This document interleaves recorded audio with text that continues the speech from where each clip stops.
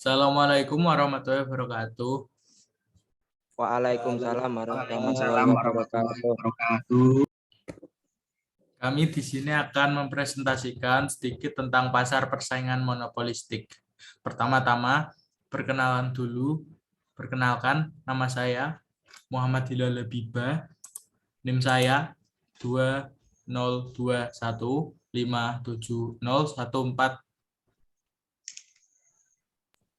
Saya dari Jogja, NIM 2021570020. Saya Yaki Wira Saputra, NIM 2021570025. Perkenalkan, nama saya Muhammad Injal Ferdana, NIM 2021570004. Saya Muhammad Alvin Azhar dengan NIM 2021570012. Pengertian dari pasar persaingan monopolistik. Pasar persaingan monopolistik pada dasarnya adalah pasar yang berada di antara dua jenis pasar yang sangat ekstrim, yakni pasar persaingan sempurna dan monopoli. Untuk itu, sifat pasar ini masih mengandung unsur-unsur sifat dari pasar monopoli dan juga pasar persaingan sempurna. Pasar persaingan monopolistik merupakan suatu pasar di mana di dalamnya terdapat banyak produsen yang menghasilkan barang yang serupa, tetapi memiliki perbedaan atau differentiated product antara yang satu dengan yang lainnya. Dalam pasar persaingan monopolistik, barang yang dihasilkan memiliki corak yang berbeda, sehingga dapat dibedakan antara produk yang dihasilkan oleh perusahaan yang satu dengan perusahaan yang lainnya. Berikut adalah ciri-ciri dari pasar persaingan monopolistik. Yang pertama, ada banyak penjual. Yang kedua, barangnya memiliki corak yang berbeda-beda. Yang ketiga, perusahaan memiliki sedikit kekuasaan untuk menentukan harga. Yang keempat, pemasukan ke dalam industri relatif lebih mudah. Yang kelima, persaingan promosi penjualan sangat aktif.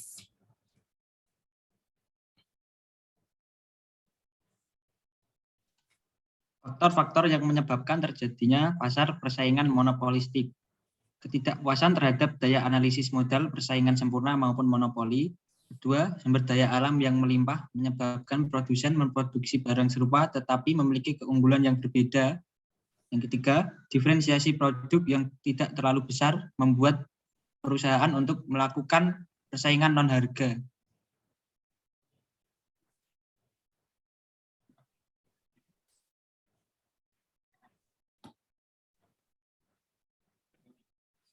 Kelebihan dan kelemahan. Kelebihan pertama, banyaknya produsen di pasar memberikan keuntungan bagi konsumen untuk memilih produk yang terbaik baginya. Kedua, kebebasan keluar masuk bagi produsen mendorong produsen untuk selalu melakukan inovasi dalam menghasilkan produknya.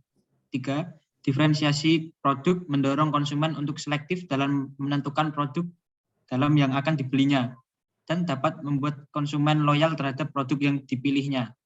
Kelemahannya, pertama, pasar monopolistik memiliki tingkat persaingan yang tinggi. Yang kedua, dibutuhkan modal yang cukup besar untuk masuk ke dalam pasar monopolistik. Yang ketiga, pasar ini mendorong produsen untuk selalu berinovasi sehingga akan meningkatkan biaya produksi yang akan berimbas pada harga produk yang dihasilkan.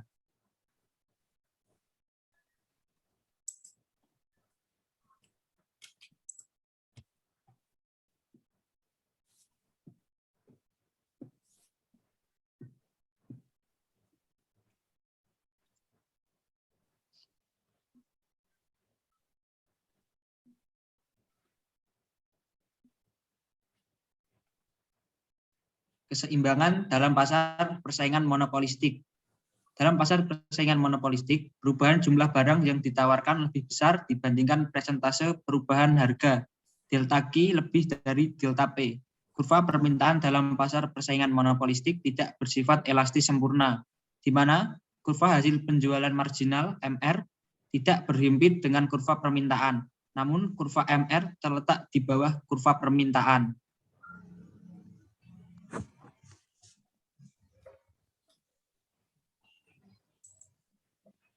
Keseimbangan jangka pendek.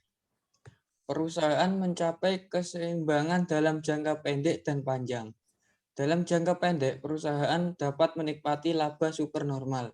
Adapun dalam jangka panjang, perusahaan hanya menikmati laba normal. Keseimbangan jangka pendek tercapai bila MR sama dengan MC, karena memiliki daya monopoli walau terbatas. Kondisi keseimbangan perusahaan yang bergerak dalam pasar persaingan monopolistik sama dengan perusahaan yang bergerak dalam pasar monopoli. Pada saat MR sama dengan MC di titik E, sama halnya dengan perusahaan monopolis, harga jual lebih besar dari biaya marginal. Tetapi kemampuan eksploitasi laba relatif terbatas karena kurva permintaan yang dihadapi sangat landai. Berikut itu adalah kurva keseimbangan jangka pendek.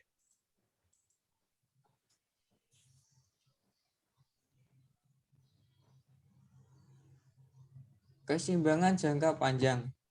Dibandingkan dengan pasar monopoli, persaingan monopolistik masih lebih baik dilihat dari lebih kecilnya total kesejahteraan yang hilang atau dead weight loss.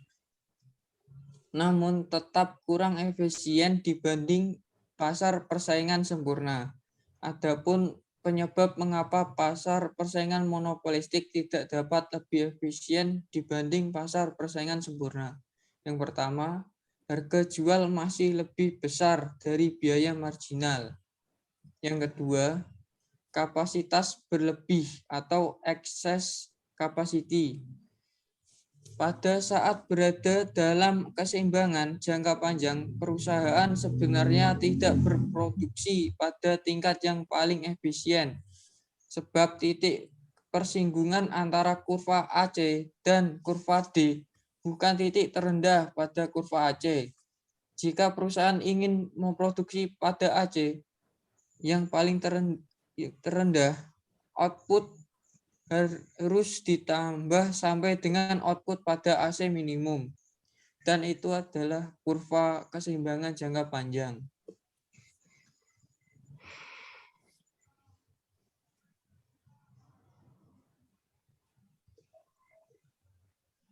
Selanjutnya, contoh pasar persaingan monopolistik. 1. Ricis. 2. KFC. Restoran makanan cepat saji, ayam goreng KFC dan Ricis Vektor mampu maupun restoran sejenisnya lainnya menawarkan produk yang serupa. Namun kualitas, harga, fasilitas, dan juga rasa mempengaruhi konsumen untuk memilih restoran yang disukai.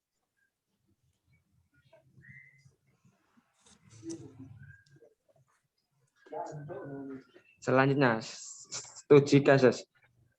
Berdasarkan contoh Ricis dan KFC yang sama menjual ayam, tetapi pasti memiliki kreativitas yang berbeda.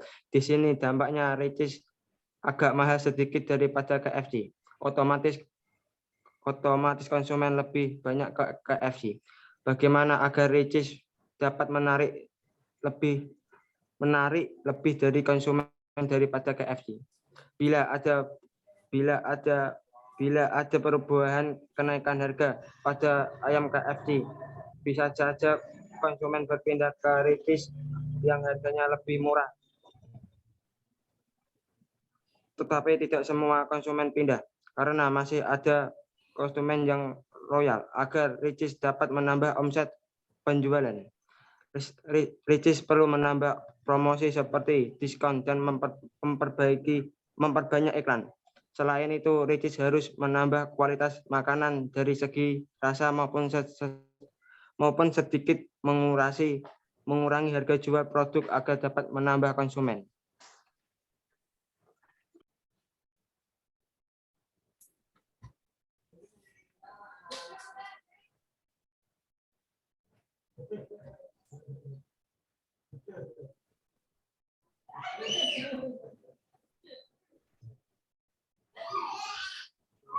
Contoh perhitungan laba pada pasar persaingan monopolistik. Misalkan fungsi permintaan inverse untuk produk pada suatu perusahaan persaingan monopolistik ditentukan oleh P sama dengan 100 kurangi 2Q, MR sama dengan 100 kurangi 4Q, MC sama dengan 2. Dan fungsi biaya ditentukan oleh C atau Q sama dengan 5 plus 2Q. Tentukan harga dan kuantitas yang memaksimalkan laba dan laba maksimal. Jawabannya adalah MR sama dengan MC. 100 dikurangi 4Q sama dengan 2. 4Q sama dengan 98. Jadi hasil Q adalah 24,5 unit. Harga yang memaksimalkan laba ditentukan dengan menetapkan Q sama dengan Q inverse adalah fungsi permintaan inverse.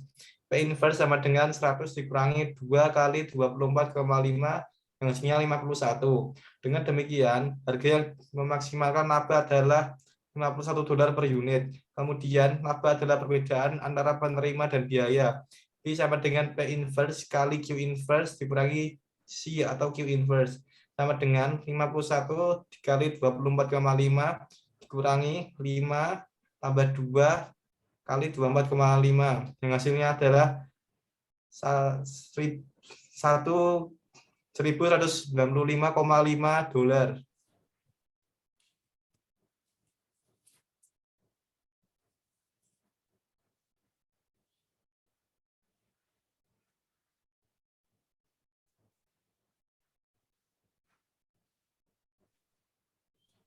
Dari materi di atas dapat ditarik kesimpulan bahwa pada pasar persaingan monopolistik, harga bukanlah suatu faktor yang mendongkrak penjualan, tetapi bagaimana kemampuan produsen atau perusahaan menciptakan citra yang baik di dalam benak konsumen atau masyarakat, sehingga membuat mereka ingin beli produk tersebut meskipun dengan harga yang agak mahal. Oleh sebab itu, setiap perusahaan yang berada dalam pasar persaingan monopolistik harus selalu aktif mempromosikan produknya sekaligus menjaga citra perusahaannya.